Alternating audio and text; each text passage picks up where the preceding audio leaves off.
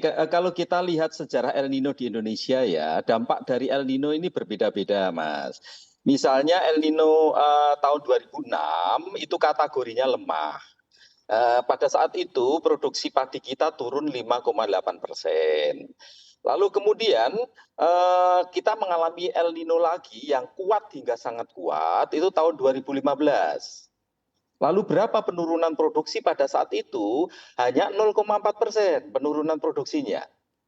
Lalu kemudian El Nino lemah lagi tahun 2019, jadi ada 2006, 2015, 2019 itu peristiwa El Nino. Di tahun 2019 El Nino-nya kategorinya lemah atau weak. Tapi penurunan yang terjadi 7,7%. Jadi terkait El Nino ini agak susah diprediksi karena terkait juga penurunan produksi ini terkait juga upaya pemerintah maupun upaya kita bersama, khususnya petani sudah barang tentu. Nah, lalu bagaimana untuk El Nino tahun 2023 ini? Kalau dari banyak perhitungan, itu El Nino tahun 2023 ini berlangsung medium. Jadi di tingkat sedang El Nino-nya. Nah, perkiraan saya El Nino kali ini akan menurunkan produksi kira-kira 5%. Nah, tapi kalau kita melihat data ya Mas ya, ini data yang resmi yang dikeluarkan oleh BPS, dari bulan Januari sampai September, itu penurunan produksinya hanya 530.000 ton setara beras. Itu dari bulan Januari sampai September. Nah, kalau prediksi saya untuk tahun ini 5% berarti setara dengan 1,5 juta ton beras. Nah, beras yang sudah masuk kan sudah 1 juta ton. Sehingga bagi saya Indonesia akan aman-aman saja terkait dengan dampak El Nino ini. Nah, sudah barang tentu ada beberapa langkah yang perlu kita lakukan bersama terkait bagaimana supaya ancaman El Nino ini di bawah prediksi saya. Saya kan memprediksi 5%. Harapan kita bersama di bawah 5%. Kalau di bawah 5% pasti aman, tidak ada masalah sama sekali. Apalagi tadi sudah saya sampaikan, ada beras impor yang sudah masuk 1 juta ton. Jadi pemerintah nggak perlu lagi impor, tambahan impor. Itu, Mas.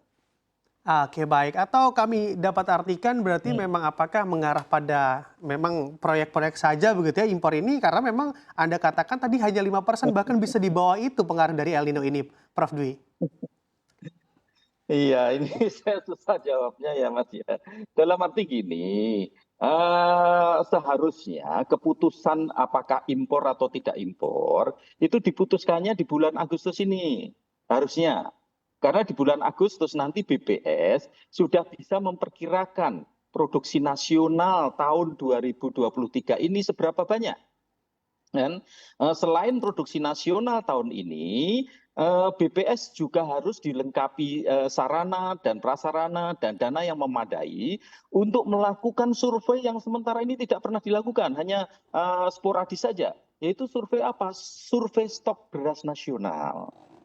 Nah, dari berapa banyak beras yang dipegang oleh petani, berapa banyak yang dipegang oleh pedagang, berapa banyak yang dipegang oleh pemerintah. Nah, kalau kita sudah tahu stok beras nasional di bulan Agustus ini, kita sudah tahu kira-kira produksi beras tahun atau produksi gabah tahun 2023 ini berapa, nah baru bisa diputuskan impor dengan tepat. Jadi keputusan impor saat ini itu semuanya berdasarkan perkiraan salah waktu dan salah jumlah. Misalnya saja di bulan Desember tahun 2022 kemarin kan kita diputuskan impor, tiba-tiba keluar keputusan impor 500.000 ton. Rencananya untuk mengatasi pergerakan harga pangan pada saat itu, bulan Desember, Januari terutama. Nah, bagaimana bisa keputusan di bulan Desember untuk mengatasi persoalan Desember dan Januari? Dan betul kan beras impor akhirnya baru masuk sekitar Februari, Maret, dan sebesar 500.000 ton. Nah, lalu kemudian tahun 2023 ini, karena perkiraan berbagai lembaga internasional juga, Indonesia akan atau dunia akan mengalami peristiwa El Nino, kemudian pemerintah tiba-tiba di bulan Maret memutuskan impor 2 juta ton. Bisa dibayangkan, setelah 2 juta ton, kemudian di sekitar bulan Mei, Menteri Perdagangan menandatangani kontrak impor dari India di luar yang 2 juta ton tersebut, 1 juta ton. Jadi ini kan kebijakan yang barangkali kurang begitu tepat karena tidak berdasarkan dengan data yang akurat. Nah, kebijakan yang tidak tepat seperti itu yang paling dirugikan siapa? Yang paling dirugikan sudah barang tentu sedulur tani. Karena apa? Karena beras impor di beberapa kejadian, misalnya tahun 2018, lalu tahun-tahun sebelumnya ketika impor kita tiba-tiba melonjak tinggi, itu langsung menjatuhkan harga di tingkat usaha tani. Nah, baiknya yang kita cukup bersyukur pengelolaan tata kelola impornya walaupun sudah diputuskan, ini pemerintah lebih hati-hati tahun ini sehingga beras impor yang baru masuk 1 juta ton. Semoga saja itu tidak dilanjutkan. Cukup 1 juta ton. Kalau betul prediksi saya di bawah 5% penurunannya, dan juga apa yang sudah dihitung BPS. BPS sudah menghitung penurunan produksi antara Januari sampai September untuk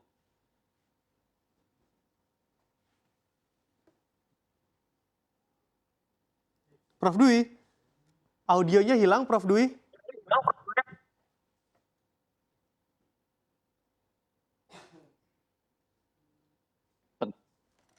sehingga keputusan impor nanti ini sebagai pembelajaran bagi kita, keputusan impor sebaiknya diputuskan di Agustus, nggak usah terlalu tergesa-gesa, nggak usah terlalu nanti ada apa dan lain sebagainya dalam arti misalnya harga beras naik tinggi dan sebagainya kita sulit mendapatkan beras impor, nggak perlu dikhawatirkan lah terkait dengan itu. Oke.